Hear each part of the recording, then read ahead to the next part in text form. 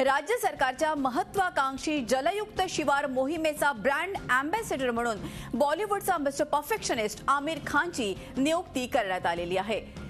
मुख्यमंत्री देवेंद्र फडणवीस आज याबाबत अधिकृत घोषणा करण्याची शक्यता आहे। या मोहिमेच्या माध्यमातून 5000 गावांचा पाणी प्रश्न सोडवून राज्याला दुष्काळ मुक्त करण्याची सरकारची योजना आहे।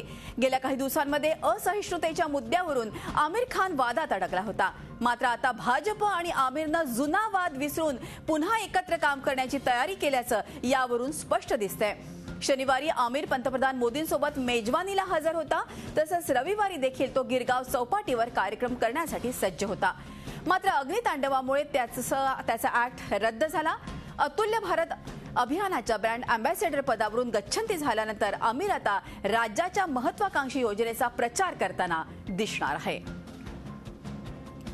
एकूणच या संदर्भात अधिक माहिती घेऊयात। आपले प्रतिनिधी अमित जोशी आपल्याबरोबर आहे। अमित, आपण बघतोय की मध्ये असहिष्णुतेवरून कुठेतरी वाद झाला होता, मात्र आपण बघतोय की पुन्हा एकदा ज्या तऱ्हेनं अग्नितांडवामुळे त्याचा ऍक्ट जरी रद्द झाला असेल तरी अतुल्य भारत अभियानाच्या ब्रँड अँबॅसेडर पदावरून जरी गच्छंती झाली तरी आता कुठेतरी आमिर जलयुक्त शिवारचा ब्रँड अँबॅसेडर होणार आहे। काय सांगाल?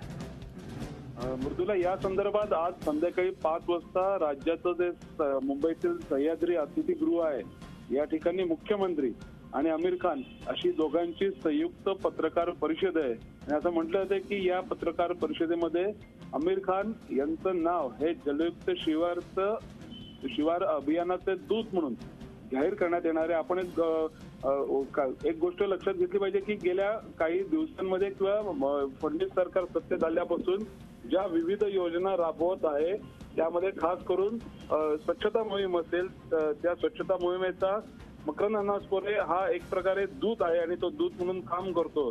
तर विविध मोहिमांचं दूत म्हणून काम करण्यासाठी राज्य सरकार विविध प्रकारे प्रयत्न करत आहे। त्याचाच एक भाग म्हणून आमिर खान यांच्या नावाची घोषणा होण्याची शक्यता आहे। अर्थात आश्चर्य व्यक्त होते की ज्या प्रकारे आमिर खान यांना इनक्रेडिबल इंडिया किंवा भारताचा पर्यटन विकासाचा चेहरा किंवा पर्यटन महामंडळाचा ब्रँड अँबॅसेडर म्हणून त्याचं नाव दूर करण्यात आलं होतं, ते महाराष्ट्रासाठी आणि ते सुद्धा अत्यंत महत्वाकांक्षी अशा जलयुक्त शिवारसाठी कसं काय त्याचं नाव दूत म्हणून सुचवण्यात आलं याबद्दल सुद्धा आश्चर्य व्यक्त होत आहे। तेव्हा या सर्व प्रश्नांची उत्तर आज संध्याकाळी 5 वाजता मिळणार आहेत। तेव्हा नक्की यामागचा राज्य सरकारचा हेतू काय आहे, स्वतः आमिर खानला याबाबत काय म्हणायचंय हे स्पष्ट होईल। त्याच्यामुळे आजची पत्रकार परिषद एक वेगळ्या अर्थानं महत्वाची ठरणार आहे।